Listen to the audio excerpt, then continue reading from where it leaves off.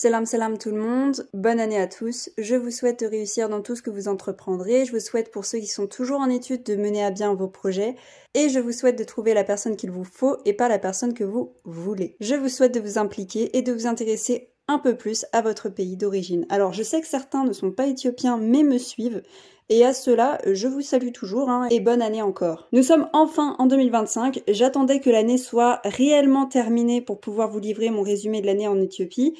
Je tiens à préciser que cette vidéo est un gros résumé global des gros événements et donc ne pourra pas être exhaustif. Je vous invite du coup à faire vos recherches un peu plus profondément pour avoir des détails. Mes sources d'informations sont les sites éthiopiens Borkena News, Addis Insight, Ethiopian Reporter, Addis Fortune et Mereja. Bon allez, on commence parce que ça va être long. Pour rappel, la présidente de la République éthiopienne était Sahle-Work Zewde, élue en 2018, et elle a été remplacée en octobre par Taye Atske-Selassie. Le Premier ministre, qui est le véritable pouvoir en Éthiopie, est Abiy Ahmed, qui vient du Parti de la Prospérité. Petit rappel, si vous voulez comprendre comment fonctionne le système politique éthiopien, je vous redirige vers cette vidéo. Je vous la mets dans le petit i. Alors oui, elle est très mal montée, et elle est vieille, mais je considère qu'elle reste vraie. Je la referai peut-être un jour, on verra.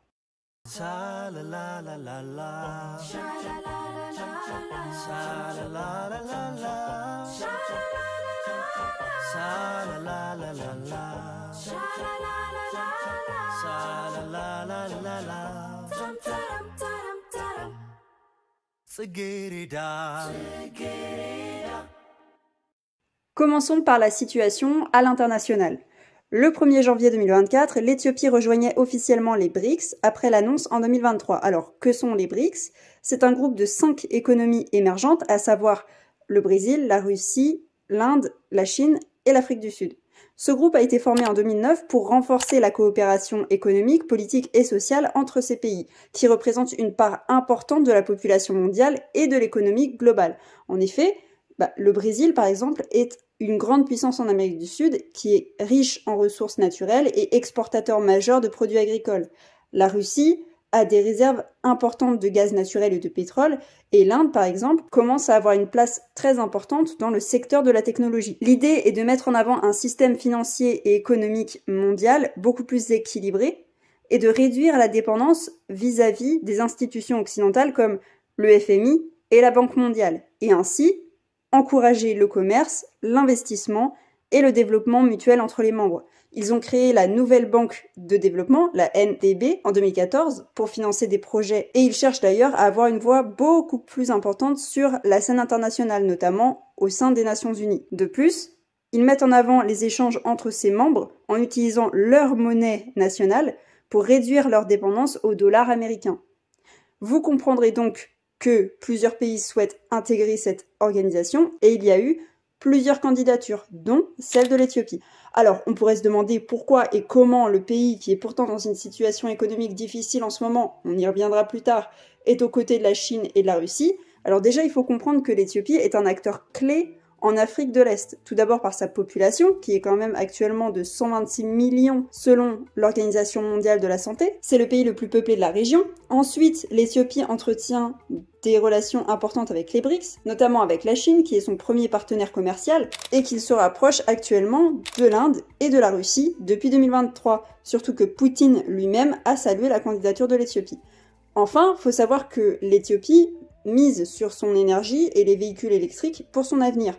Alors ça, on le voit depuis le début du mandat d'Abiy Ahmed en 2018, les énergies renouvelables et l'écologie sont l'un de ses plus grands chevaux de bataille, notamment avec la finition de la construction du barrage sur le Nil.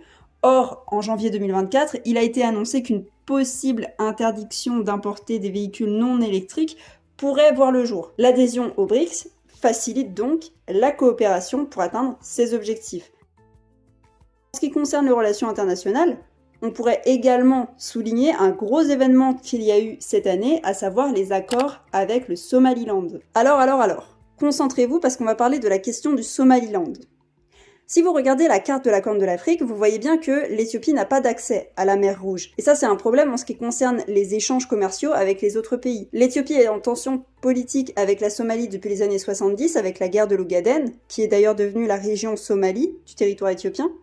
La Somalie refuse donc l'accès à la mer. L'Érythrée est en tension politique avec l'Éthiopie depuis la guerre de 98 qui s'était soldée en 2000 avec une rupture des relations diplomatiques. Alors certes, ces relations ont commencé à reprendre peu à peu depuis les années 2020, mais l'Érythrée refuse toujours l'accès à la mer. Le seul pays qui permet l'accès à la mer, c'est donc Djibouti, qui est son premier partenaire et qui a donc le monopole. Or, le gouvernement éthiopien considère que les coûts demandés par Djibouti sont beaucoup trop élevés et qu'il y aurait de la corruption au sein de l'administration du port, notamment impliquant son président Aboubaker Omar Hadi. Par ailleurs, l'Agence américaine pour le développement international a signalé des détournements de l'aide alimentaire stockée à Djibouti.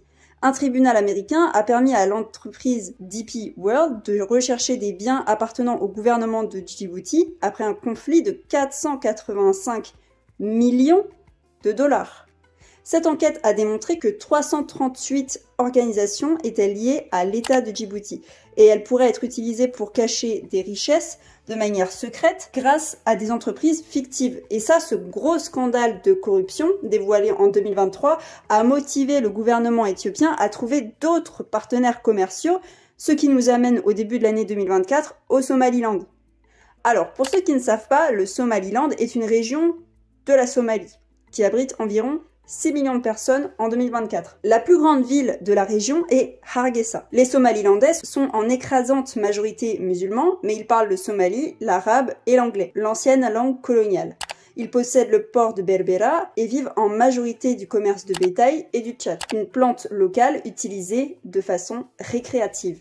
Alors, pour comprendre le problème du Somaliland, il faut revenir à la colonisation en Somalie. Le territoire somalien au XIXe siècle a été séparé en deux. Le nord est occupé par les Britanniques et le sud par les Italiens. En 1960, lors de l'indépendance, les deux sont réunifiés pour former la Somalie. Et Mogadiscio, qui est au sud, devient la capitale du pays. Or, les tensions entre les deux régions commencent quasiment dès l'indépendance, ce qui va créer une certaine guerre civile. Il y a eu une grosse période d'anarchie en Somalie, de violence, de luttes internes, et ça a poussé le Somaliland à se séparer et à s'auto-administrer. Les autorités du Somaliland estiment qu'elles ont été victimes de mauvais traitements, notamment pendant le régime de Siad Barre, dans les années 80. D'ailleurs, après son règne, le Somaliland s'autoproclame indépendant en 91.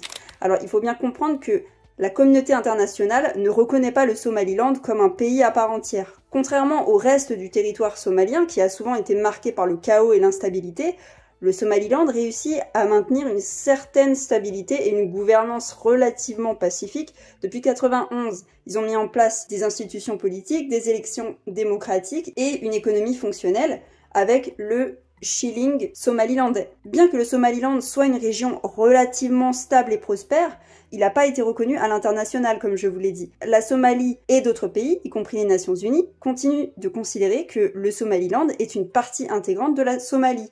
Et donc, le Somaliland cherche la reconnaissance internationale en tant qu'État souverain, ce qui est essentiel pour son développement économique et politique. Il faut bien comprendre que, certes, en ce moment, le Somaliland vit du commerce de bétail, mais il a aussi d'importantes ressources minières et pétrolières. Et donc, il souhaiterait les exploiter. Mais pour ça, il faudrait avoir sa propre indépendance. En 2024, le président du Somaliland, Abdirahman Abdullahi, surnommé Hero, mettait en avant un accord stratégique avec l'Éthiopie, qu'on appelle un accord port pour reconnaissance, signé en janvier.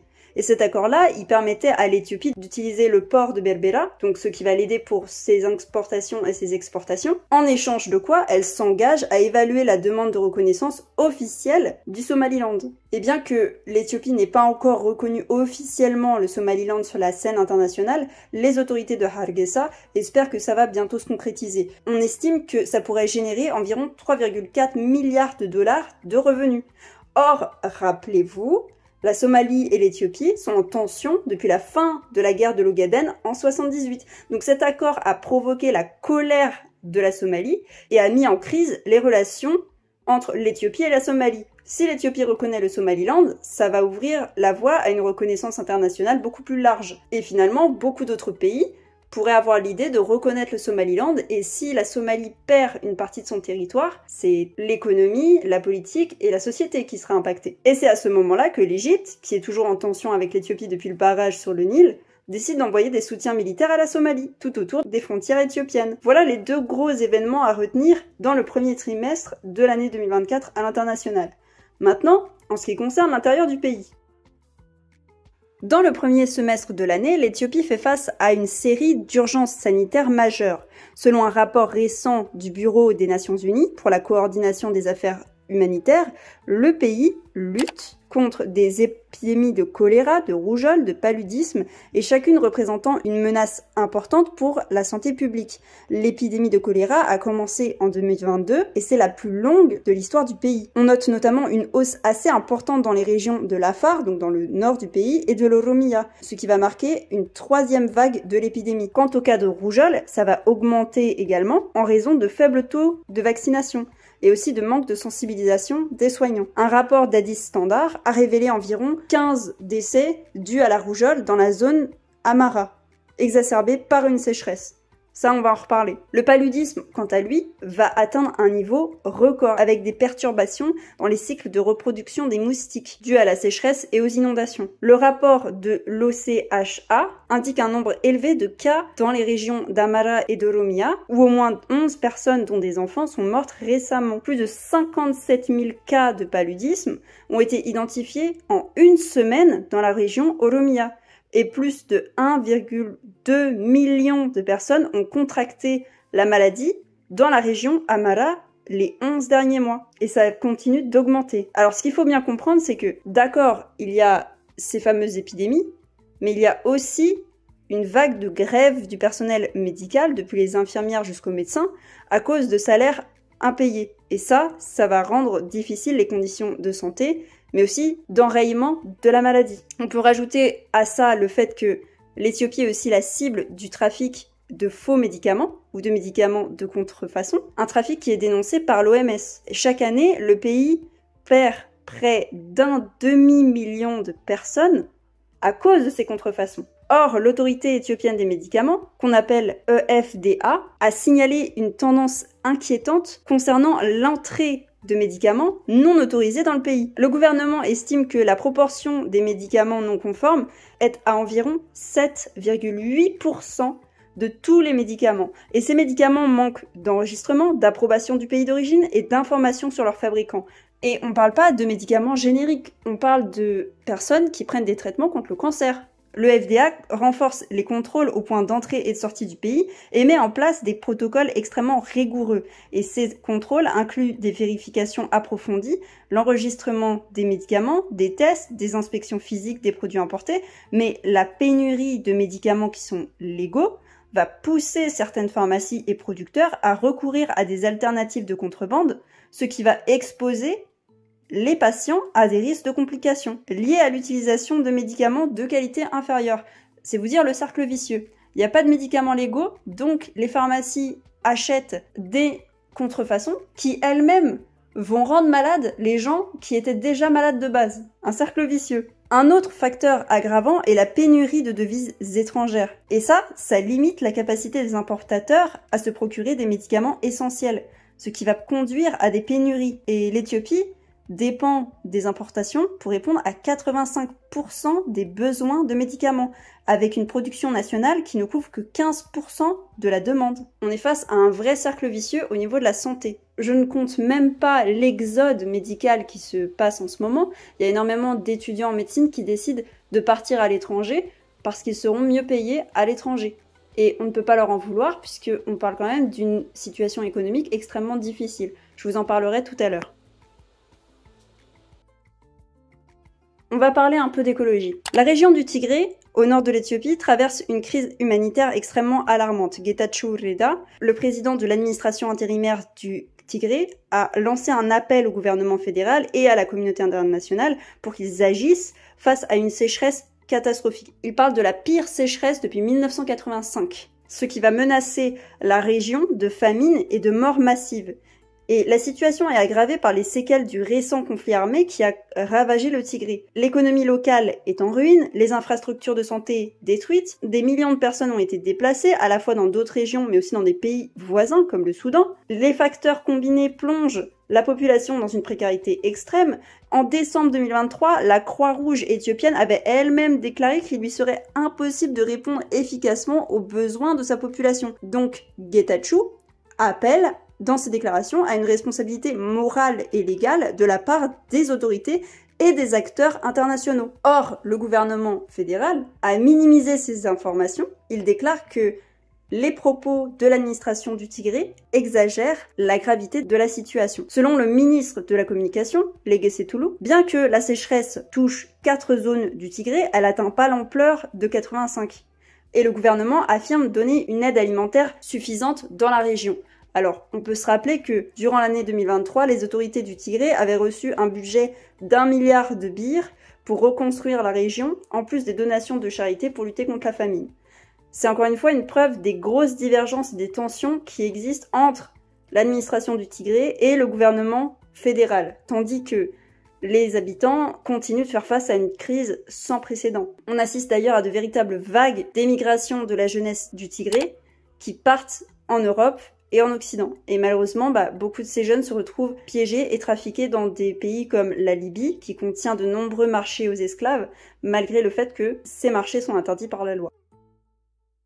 Au sud du pays, vers mai 2024, le contraire a eu lieu. On parle de grosses inondations qui ont touché tout le territoire, en particulier en Afar, en Amara, en Éthiopie centrale, en Oromia, en Sidama, dans la région Somalie, en Éthiopie du Sud et au Tigré. Dans le sud de la région Oromia, on note 9 villages du Guji et de la zone Sidama qui ont été ravagés par les inondations.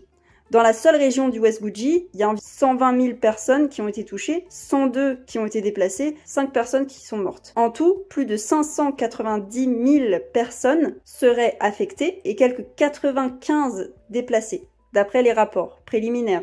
Les fortes précipitations dans la région de Gambela, donc dans l'ouest de l'Éthiopie, ont provoqué le débordement des rivières Baro et Gillo. 30 000 personnes de Siworeda d'Aniwa, donc dans la zone Nouer, ont été affectées et un total de 21 000 personnes ont été déplacées, dont près de 5 000 qui sont des enfants de moins de 5 ans. Les inondations ont endommagé des maisons, des propriétés, détruit plus de 2000 hectares de terres cultivées, contaminé des systèmes d'approvisionnement en eau, et tout ça, ça a entraîné des problèmes d'assainissement, donc un manque d'eau potable. Et c'est de là qu'une épidémie de paludisme a été signalée dans la région. 12 centres de santé et 46 écoles ont été inondées. Pour terminer cette partie sur l'écologie, je souhaiterais attirer votre attention sur les tremblements de terre de la région Afar. Une série de séismes ont eu lieu dans la région Afar, notamment à Awash Fentale et Doulecha, et a provoqué l'effondrement de plus de 30 maisons et des dégâts sur des écoles, une mosquée et des routes. Les tremblements de terre enregistrés depuis septembre 2024 et atteignant une magnitude de 5.0 en décembre ont contraint de nombreux habitants à fuir vers des zones voisines, et souvent dans des conditions précaires. Ça, c'est dû à l'activité sismique au rift est africain, une zone géologique très active. Alors même si on considère que les séismes récents sont modérés, les fissures dans l'asphalte et les rumeurs de menaces pour le barrage de Kessem inquiètent la population. Les autorités locales et les ONG collaborent pour reloger les déplacés et répondre à la crise, tandis que les experts appellent au calme, soulignant que les dégâts restent quand même relativement limités. On n'a pas eu de mort, par exemple. Alors, parlons un peu d'économie. Alors, pour rappel, la monnaie en Éthiopie, c'est le birr. C'est une monnaie assez faible en général. 1 euro, ça vaut 131 birrs à l'heure où j'écris ces lignes, donc 2 janvier 2025. Le salaire est d'environ 27 000 birrs, donc ce qui équivaut à 210 € par mois. Pour autant, dans le monde économique, certains nomment l'Éthiopie le nouveau tigre africain, en référence au boom des tigres asiatiques dans les années 80-90. Je vous en ai déjà parlé dans la partie sur les BRICS, mais il faut bien comprendre que l'Éthiopie, c'est un pays majeur dans la région, et il est souvent vu comme un pays émergent grâce à sa croissance rapide et ses projets d'infrastructure, avec une croissance qui atteint 10,2% en 2017 et des investissements dans les transports et l'énergie. L'Éthiopie se présente et se positionne d'ailleurs comme un hub stratégique en Afrique de l'Est. En dépit de son enclavement, puisque je le rappelle, l'Éthiopie n'a pas accès à la mer, l'Éthiopie exerce une influence significative, notamment avec Ethiopian Airlines et son réseau ferroviaire. Tout n'est pas rose, vous l'avez vu, j'ai parlé du salaire moyen en Éthiopie. L'Éthiopie est classée PMA, donc pays les moins avancés, avec un faible PIB par habitant et un endettement massif, notamment envers la Chine. Le taux d'alphabétisation est de 49% et l'insécurité alimentaire demeure préoccupant, on l'a vu juste avant. Malgré tout ça, l'Éthiopie est fragilisée, certes par des crises économiques, sociales et humanitaires, mais bon, son ambition et ses réalisations sont toujours en développement. Ceci étant dit, en ce qui concerne l'année dernière, le plus gros point noir, c'est bien sûr la crise et l'inflation sans précédent qui a touché le pays en 2021 et qui s'est poursuivie en 2024. On parle d'une inflation de 16% sur les produits primaires, c'est-à-dire la hausse des prix de produits comme l'essence ou le teff. Pour vous donner un ordre d'idée, l'inflation en France, c'est 4,9%. C'est énorme. Les taxis et les chauffeurs se sont d'ailleurs soulevés dans tout le pays, que ce soit dans la région Amara ou Gambela, contre le prix de l'essence. Alors, d'où ça vient? Pourquoi une telle crise économique? Une des raisons les plus importantes, c'est la réforme passée le 30 juillet. On va faire ça de façon simple. Avant le 30 juillet 2024, le gouvernement décidait combien le birr valait par rapport à d'autres monnaies, comme le dollar ou l'euro. C'était très strict. Les banques ne pouvaient pas changer cette valeur librement. Imaginez que le gouvernement dit 1 dollar c'est 10 birr, même si le marché pense que c'est pas le bon prix, personne ne pouvait changer cette règle. Et ça permettait au pays de rester relativement stable économiquement. Ça reste pauvre, mais c'est stable. Or, le 30 juillet, le gouvernement a dit « Allez, on arrête de contrôler tout ça. Maintenant, les banques peuvent fixer librement combien vaut le birr par rapport à d'autres monnaies. » Ce qui signifie que les banques peuvent maintenant décider que 1 dollar, ça vaut 13, 15, 20, 30 birr, en fonction de l'offre et de la demande. Et dès que les banques ont eu cette liberté, la principale banque d'Éthiopie, c'est-à-dire la CBE, la Commercial Bank of Ethiopia, a dit « Le birr, ça vaut moins que ce qu'on veut. » Elles ont baissé sa valeur de 30%. Donc si avant 1 dollar ça valait 10 birr, maintenant il en vaut 30. Et ça, c'est une catastrophe pour les Éthiopiens. Parce que quand on a la monnaie qui perd de sa valeur, c'est ce qu'on appelle une dévaluation, tout devient plus cher si c'est importé de l'étranger. Si un téléphone coûtait 100 dollars avant, donc 1000 birr, et maintenant il coûtera 1300. Et pour les gens qui gagnent en birr, ça fait mal, parce que leur argent vaut moins. Ils pourront avoir beaucoup moins de pouvoir d'achat. Alors on pourrait se demander, pourquoi est-ce que le gouvernement fait ça? En soi c'est complètement incompréhensible. En réalité, il y a une logique derrière. En faisant ça, le gouvernement veut 3 choses. 1. Attirer plus d'investisseurs étrangers. 2. Aider les entreprises locales à vendre leurs produits à l'étranger.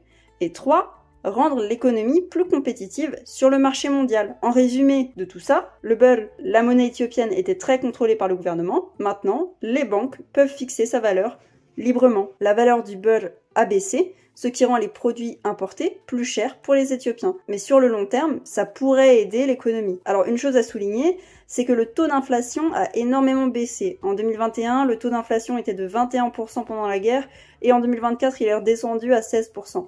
En soi, cette réforme, c'est un peu un pari sur l'avenir. D'ailleurs, beaucoup d'entreprises pakistanaises, chinoises, anglaises, saoudiennes commencent à venir s'installer et à s'intéresser à l'Éthiopie. Le problème, c'est que le prix sera payé par le peuple. À Addis Abeba, par exemple, il y a une place qui s'appelle le Mercato, et là-bas, les commerçants ont manifesté pendant l'été contre la hausse des impôts. En fait, ils accusent le gouvernement de monter volontairement le prix des impôts pour le rendre impossible à payer par le peuple et le vendre aux investisseurs étrangers. C'est d'ailleurs ce que le gouvernement fait avec les terres des paysans. Ça fait très longtemps, je vous en parlerai dans une autre vidéo, mais ça fait très longtemps que le gouvernement éthiopien fait ça. Il faut savoir que le Mercato, c'est une place iconique en Éthiopie. C'est comme si vous vendiez les folies bergères à des étrangers, à des Saoudiens. Je voulais terminer cette vidéo en parlant de l'éléphant au milieu de la pièce, les tensions ethniques. Alors le tribalisme, c'est extrêmement profond en Éthiopie, ça mériterait une vidéo à part entière, mais on va essayer de faire un petit résumé. En 95, lors de la création de la République fédérale, chaque région d'Éthiopie est séparée en fonction des ethnies majoritaires dans les régions en question. Cette séparation a mené à des conséquences plutôt positives, comme la reconnaissance officielle de toutes les ethnies du pays, en les mettant toutes au même pied d'égalité avec les mêmes chances d'accès à l'éducation, à un meilleur niveau de vie, ou encore l'accès au pouvoir. Mais il y a aussi des aspects très négatifs comme le développement du tribalisme, à savoir paradoxalement, la discrimination sur l'ethnie ou sur la tribu. Ce tribalisme-là, vous pouvez le voir notamment sur Internet, ça peut aller de surnoms dégradants aux menaces de mort. Depuis le XXe siècle, certaines régions ont vu fleurir des milices basées sur l'ethnie, dont le seul but est de défendre les droits, le territoire ou le pouvoir politique des membres de l'ethnie en question. Dans les années 70 et 80, la dictature éthiopienne était combattue par une coalition de plusieurs milices armées, comme le TPLF, donc le Front de Libération du Tigray, l'OLF, le Front de Libération Oromo, le ELF, le Front de Libération Érythréen, donc avant qu'ils prennent leur indépendance. Or, dans les années 2000, les tensions ethniques montent de plus en plus entre tous ces mouvements, oui, mais aussi contre le gouvernement éthiopien, qui est accusé de favoriser une ethnie ou encore une autre. En 2011, Meles Zenawi, le premier ministre qui tenait le pays d'une main de fer depuis le début de la République éthiopienne, meurt. En 2018, le Premier ministre Abiy Ahmed est élu. Il s'agit du premier Oromo à la tête du pays, ou en tout cas Oromo et Amara, parce que visiblement les gens ont tendance à oublier qu'il est métis. Ce qui paraît être un détail est en fait crucial pour la population Oromo du pays, qui est majoritaire à hauteur de 34%. En 2019, le chanteur Oromo Hachalu Hundessa est assassiné. Il était une figure de la résistance Oromo et de la communauté d'ailleurs.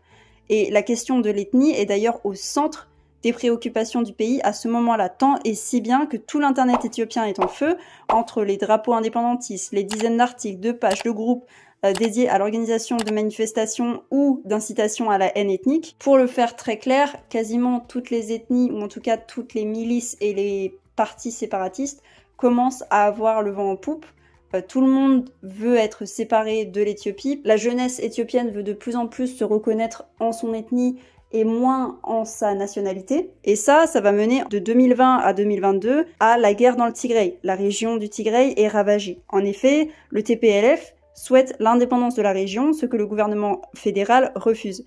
En plus de cette indépendance, le TPLF souhaite aussi revenir à la carte du territoire du Greater Tigray, qui occupe donc des parties de la région Amara, Afar et de l'Érythrée. La guerre se soldera par la mort d'entre 80 000 et 100 000 personnes, des crimes de guerre absolument affreux, et la reddition du TPLF. Dans la région Amara, dans les années 2010, la milice Fano, une milice nationaliste de l'ethnie Amara, naît. Mais c'est bien dans les années 2020 qu'elle se développe aux yeux du public. Les Fano se retrouvent pendant la guerre de 2020 à se battre contre l'OLA et les TPLF.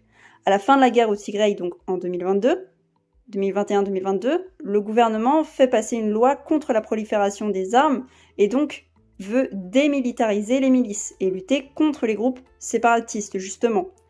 Le groupe Fano accuse donc le gouvernement de chercher à les mettre hors d'état de nuire, mais aussi de réduire la possibilité au peuple Amara de se défendre des attaques répétées dans des régions autres que la leur, comme en Oromia avec le massacre de Gimbi. Ils décident alors de se rebeller contre le gouvernement, ce qui va mener à plusieurs affrontements et attaques comme celle de Marawi en janvier 2024, qui se soldera en l'assassinat de 50 civils par l'armée gouvernementale.